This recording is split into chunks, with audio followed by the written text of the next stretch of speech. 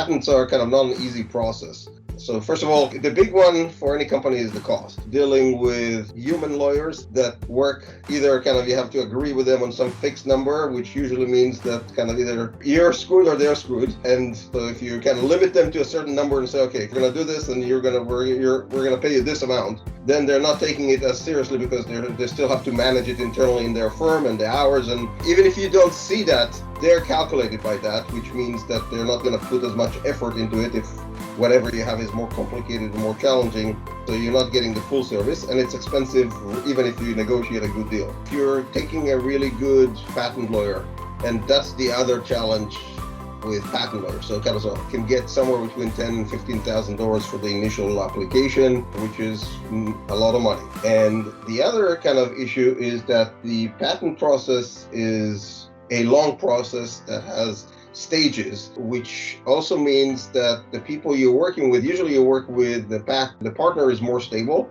even though we've had partners that move between firms and then we need to move the whole portfolio with them, which is their expectation anyway. But the more junior people, the ones that actually do the work, those people can disappear between sessions in the patent. So you can talk to someone about an initial patent, they work on provisional, and then by the time you want to move them from the provisional to non-provisional, they are no longer there, and someone else comes in and they take the time, which always costs money, kind of either officially cost you money, or even if you have a fixed number, it takes away from the profitability from the partner's perspective of doing it. I looked at patents that I wrote, or I was involved in writing, so I understand the technology of what we're trying to do, and you read the patent and you have no idea what even it says. So that's the challenge. But the other challenge with patents is you don't know how good your patent is until it's basically under fire. That sometimes happens many years after it was applied for and accepted and granted and everything is good, and you still don't know if the patent is good. And it's good that you got the patent, that's nice, but what does it mean? Until you defend it, it doesn't really mean anything. So choosing a good lawyer, you have to go by reputation, because it's not like you will actually, okay, I've done 2 patents with them, I know what it is. And that's another challenge in the system. So it's not just a cost, it's just kind of knowing where to do, and you err on the side of getting something more expensive because you assume in the long run it might work for you, and that's not always been the case. The other thing is there's a disincentive. Their incentive is to get as many fees as possible.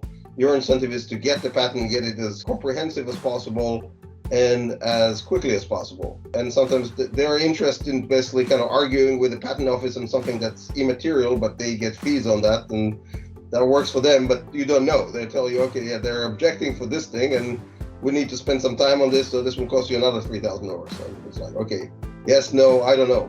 You're not aligned with the lawyers. It's a very complicated process. It's not, some areas of laws are very easy. You're working on a contract with another party. At the end result is a contract, the other party is also there as a counter, kind of basically, you see what they're objecting to or what they are agreeing to, and you can kind of see what it is. It makes a lot of business sense, and it happens immediately, and you move on. If you're dealing with litigation, there's a very clear what's happening and an outcome. Patents, it's never clear. Even when you grant, it doesn't mean anything. It doesn't mean that the patent's good, doesn't mean that it will actually withhold itself if someone pressures that, if you want to try and actually support your patent in the real world. So it's a very complicated and expensive process. There's still patents pending that's been years that are in the process, and some patents that I gave up on because there are too many back and forth, and at some point you're kind of like, clearly this is not going well, and there's not an easy way for you to comprehend kind of what's going on and what's the right decision for you to make. So we used that. I brought both multiple teams to work with senseIP on putting a few provisional patents. We went through the process, very painless, significantly faster, obviously kind of significantly cheaper. And I think the team actually had an easier time basically taking their technical understanding of what they want to patent, converting that into something that they can look at and say, yeah, that's what I was trying to do. Versus the process with the lawyers, talk to them once, and then they come back with this big document, and then the team looks at that and they're not really sure what it is. It's complicated for them, and I don't think they want to raise their hand and say, I don't really understand what's going on here.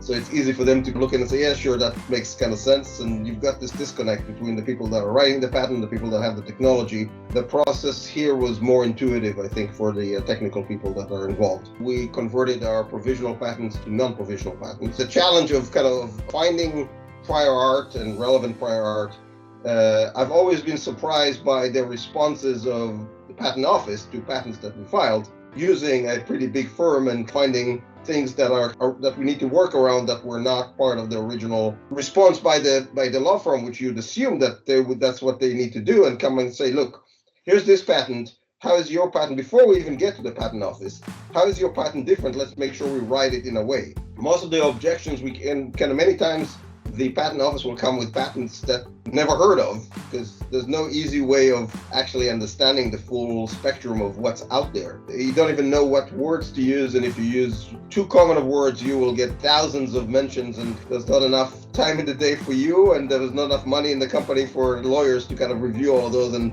understand what relates to what you're doing and what doesn't relate to what you're doing. So I think the platform definitely simplifies that. We filed 5, I think.